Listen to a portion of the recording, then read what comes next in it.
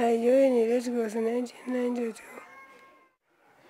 I thought it was much better to help other people who are ill patients. We went in the field. We do seeing ill patients, those who are very ill. It was very serious because there were no people who wanted to treat people with HIV.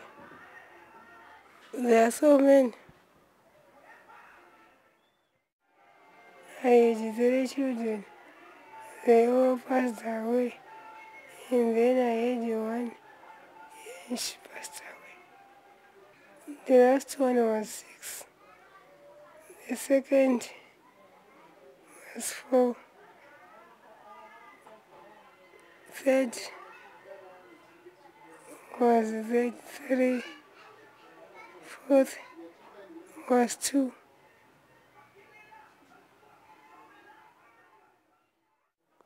I'm doing home-based care. I started in 1992. I wanted to be a volunteer